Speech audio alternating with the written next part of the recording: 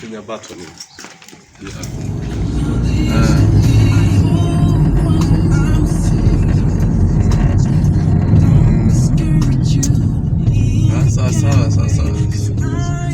Sasa tuongea jioni, si ndio?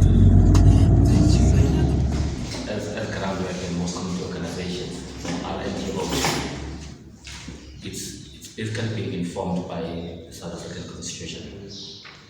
This section 24. Everyone has the right to an environment that is not harmful to their health or well-being, and to have the environment protected for the benefit of present and future generations through reasonable legislative and other measures that Roman 1, prevent pollution and ecological degradation, Roman 2, promote conservation, and Roman 3, secure ecologically sustainable development and use of natural resources while promoting justifiable economic and social. People might be connected to the grid, but because electricity is expensive, they cannot afford that. I think we will visit some of the areas where there's a power station nearby, and then over on the other side, the people living there, but most of them don't have any form of coal combustion. Any form of coal combustion, whether it's your clean myth technology, it doesn't require any coal technology, which is how we reduce the sulfur out of the emissions, or how we try at least to eliminate sulfur. It's not possible to eliminate completely, but at least to reduce the most appropriate way. That technology they're talking about is really water intensive.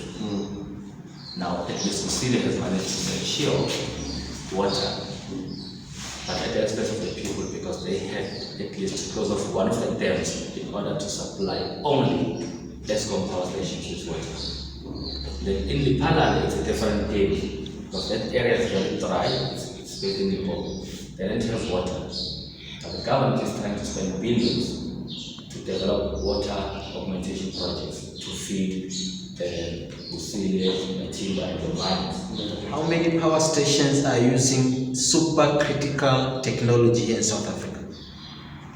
I'll be frank with you, it doesn't exist. So there are 2 power stations that are set to be using the latest technology or supercritical technology. It's Musili and Midopi. But what we are getting out of these 2 power stations is that their emissions are still high, but you have to give something in order to reduce those emissions. One, you have to use more water, you are creating more ash, and that ash cannot be contained. So what do they mean when they say supercritical technology? But what we need to consider, just the basic stuff, leave the technology out. The most important part is any form of coal combustion. For as long as you burn it, it will have smoke. That's where the problem starts. Because it's the smoke that we need to deal with. So they can tell you about technology there, technology this. It's not if we want energy, don't we have other sources of energy that we could use? Maybe we need to ask ourselves, if countries like China, India, Japan are using that technology, why are their emissions high? Also thinking about also understanding the geopolitics or the value chain of that coal that is going to be exported to Kenya so that it can be used for the coal plant. I think as communities that are also working in solidarity, we also have to consider the impacts of that coal on other communities where it is being mined. We cannot just ignore the impacts, say, of coal mining in South Africa and Zimbabwe, which are going to supply the Kenya coal, and then we say, it's not our land that is being devastated, it's in Zimbabwe, it's in South Africa, and then we ignore that. I think we also have to work together to say, as long as this production is dirty in other locations in Africa, we're not going to allow dirty energy in our country.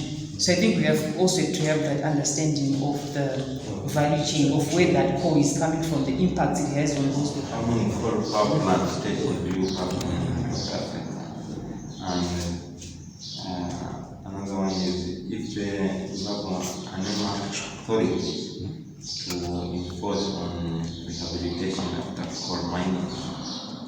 we've got I think about 15 power stations. 15 in this area. We've got 12 of them. Now, in terms of legislation governing mining, which we refer to as the Mineral Resources and Petroleum Act or MPRA. Within that act, it is compulsory for mines to rehabilitate the land. And the mines cannot get a closure certificate without doing proper rehabilitation. That's. It's like the mine closing the window for dust.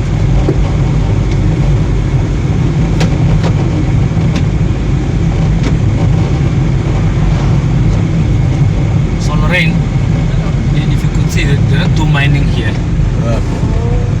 So all these trucks bringing coal and then they come back for the it. plant. Yeah, this is the plant. They mine and process. So there's a mine nearby, but it's not the same mine. They don't mine here, they just process. Yeah. There's a new mine.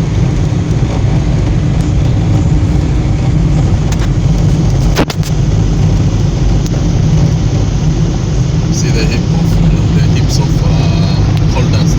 Yeah. But if you look at this is when where they were dumping it, Yeah. you could tell that it was wet. If you look at. Yeah. So it's like they mine here, they transport the coal via conveyor belt, they crush. No. Then Here, trucks carries. here it's only trucks. There's no conveyor belt that's transporting coal here. Yeah, it's very extensive. Very, very extensive. So this is the portion that's being mined. Yeah. So this is, inactive, portion. The other side is active. It is an inactive, mine. The other one is active mine. So they process it there, then they haul, they haul to the plant. Yeah. Yeah. So Lorraine, if you see the terms now, there's a difference between the plant and the mine. So this is your topsoil in your rock. That's what they should use, because that's the first waste they take out.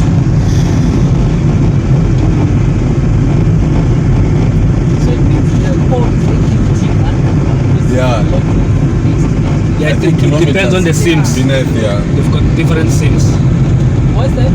Seams, the level of thickness.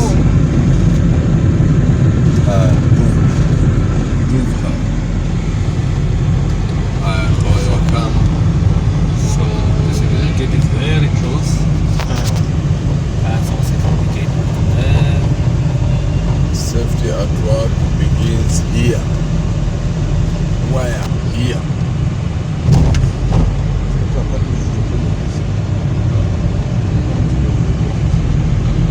See the boilers.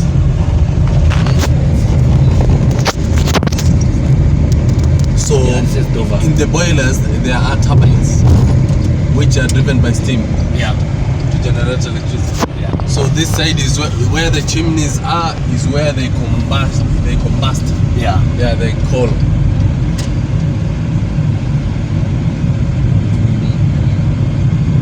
To generate electricity. So they combust it, in between,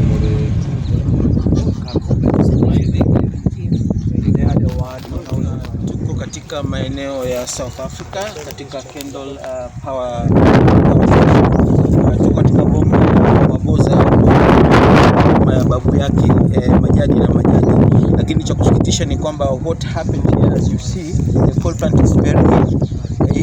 Hii coal plant iko karibu sana. Yale ambayo yamefanyika katika boma hii ndio yale ambayo yatafanyika katika maeneo ya Kwasasi. Kwa wale ambao watakuwa wako na mashamba zao, watakosa kulima. Visima ambavyo Maboza na familia yake wameweza kuchimba katika maeneo haya, sasa hawawezi kutumia maji, wanategemea serikali. Na utakuta kwamba town ambayo maji inatoka ni mbali sana na hapa.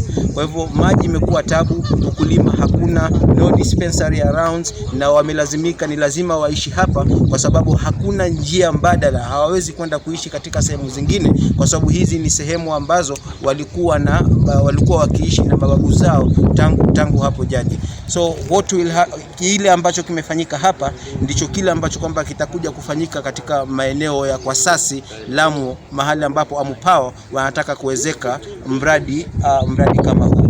Na kulingana na Maboza anasema kwamba ile technique ambayo AmuPower anasema watakutumia, the supercritical technique is not existing.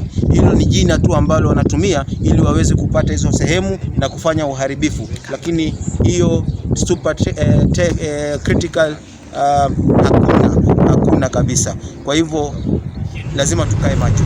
This is Kusile Power Station that will be used here, sulfur. So the boilers from construction, they will build the boilers with fit in I would say abatement technology to reduce sulfur. So it's like they will put sulfur arresters. Yeah.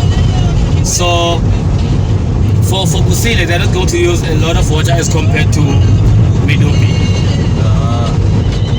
Kendal.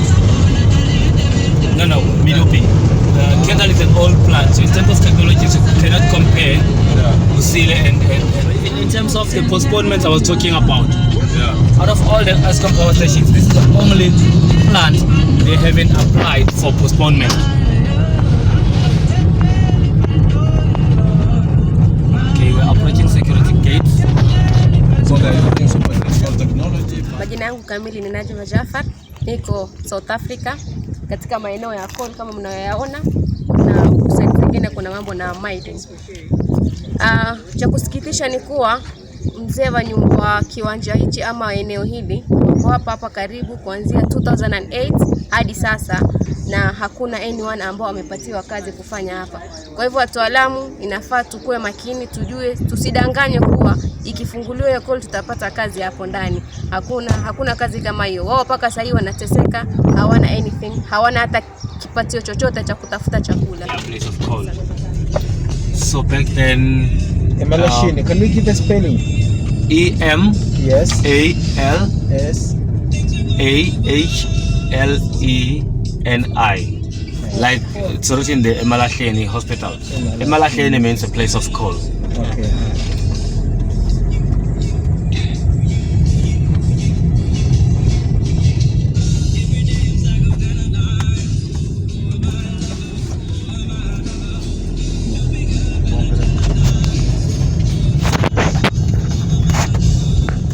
Know the history of hostels in South Africa?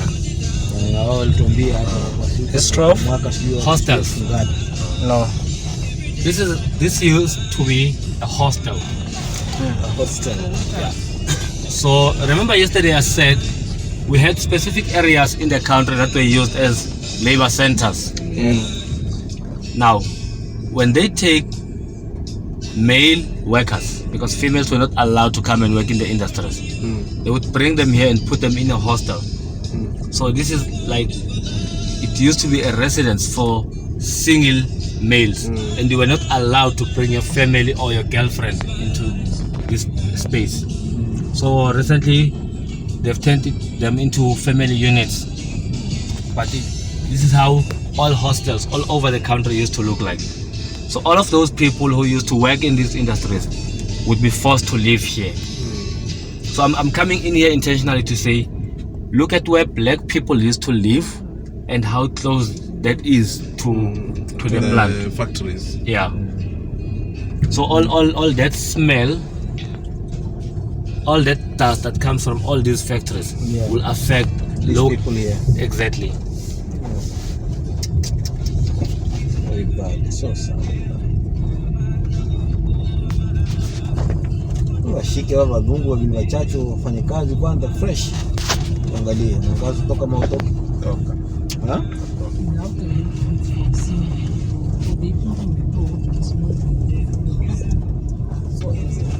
Kisha wamekiwa mikuneni. No.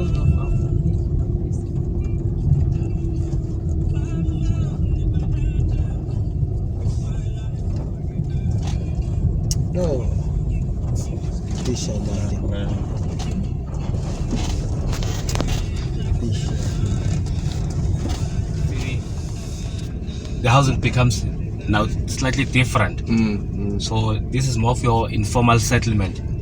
So even today, people still move from their rural areas and come into the urban centers For employment. So if they can't afford to pay, then they create this place, because normally most of the time you don't pay, and then if they are lucky and get an opportunity to settle more than 6 months without being moved, then the municipality is kind of forced to provide them with services like water and sanitation and electricity.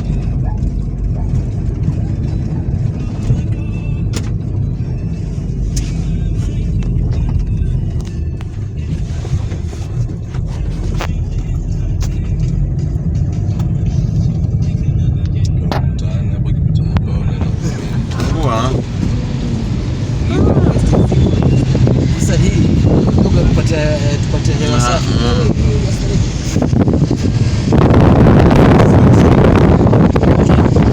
We can close. I can see Isaac closing the. We can close the windows, guys. I also don't want to get a headache.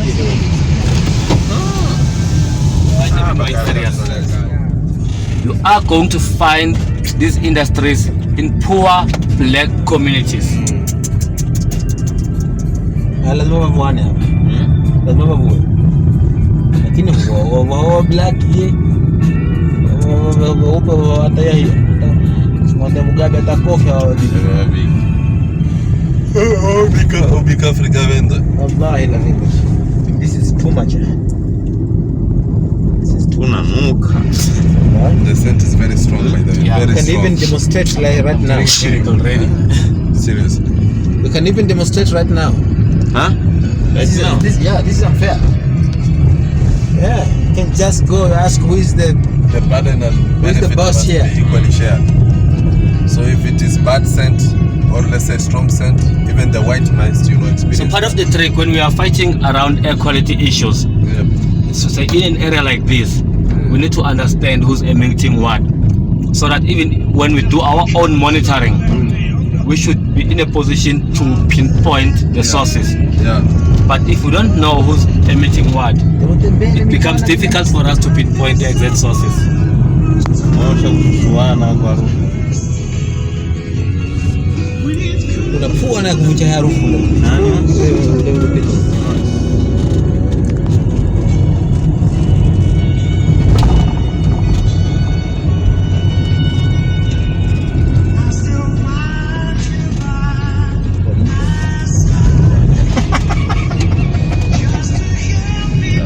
Vanadium, Banchem, Vanadium. So that plant you're talking about, Vanchem, was also closed. So they are reopening it because they have to provide high-fat steel with the vanadium. So they also have their own chain. They mine manganese and vanadium, and then they bring it to Vanchem for processing. Then they have to supply high-fat steel. So they also have their own chain.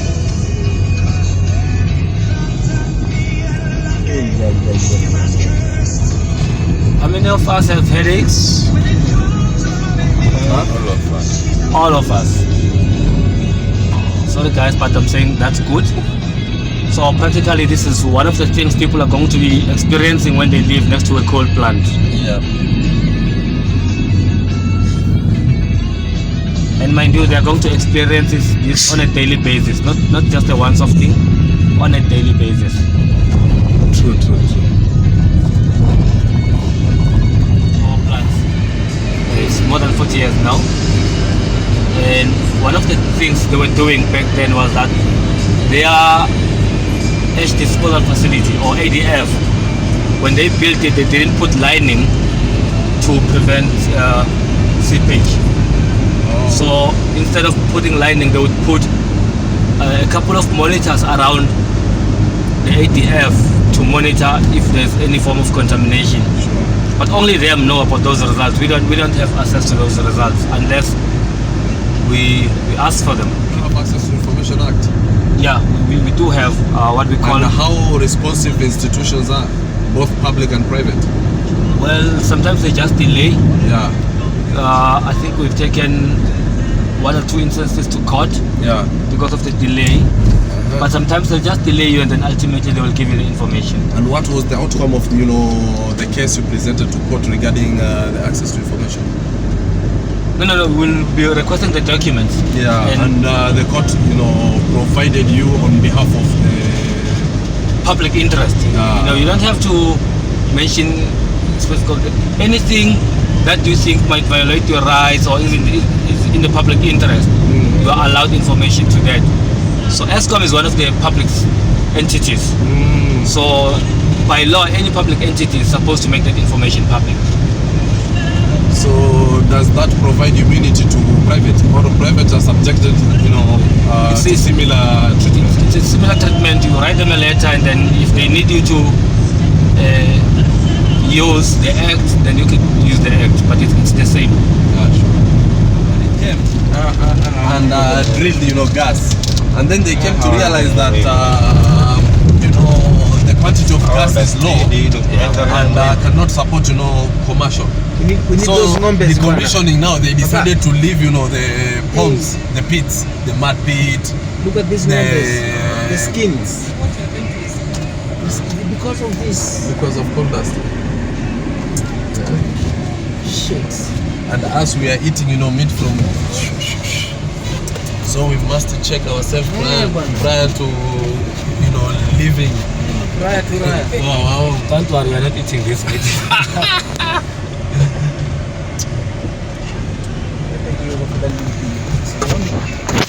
I want to kill. On our right-hand side. So all this area, the other side, is a mine. But in that process, the only family that said we're not moving until we get proper compensation is this family over here. I think they made a very clear position. Yeah. Even now they're trying to move them. These guys are saying No, because they've seen, we need to properly negotiate the compensation. Then only then can we agree to move.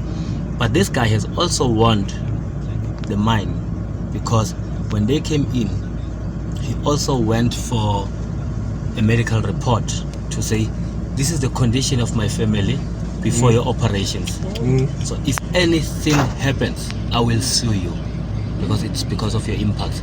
He kept copies of the medical report, but he also provided the mine with those copies to say you need to have this. So this is the only guy who didn't move. So the other guys were moved because they just agreed to anything. So when they say they used to live in a farm, this whole huge area to our right, that's where they used to live. More community involvement in all of this. Even when we talk about renewables, we don't just say we want renewables, because we could still do the same thing. We could get most of those big industries from Europe coming here to invest in renewables, but still community people don't have. My 10-year-old, he's 12 now. About 8 years ago, he was suffering from asthma. So I had to move from where I live, because we had a couple of mines very close by, a mine, landfill, and that stuff. So I had to move from that area to a different area. But by the time I was moving, I had to finance my own relocation, but I had to pay for medication. And at that time, we were compelled at least to visit the doctor every month. So you'll pay 500 for consultation, then you still have to spend extra money for medication. Now, I'm saying today I'm fortunate because I'm employed. At that time I was not really working. I had to make ends meet. So at some point in time I will go for like 2-3 sessions without enough money to pay the doctor. So that's what we talk about when we say those costs are being externalized. Ordinary people, the one who are not benefiting the process, bear all those costs.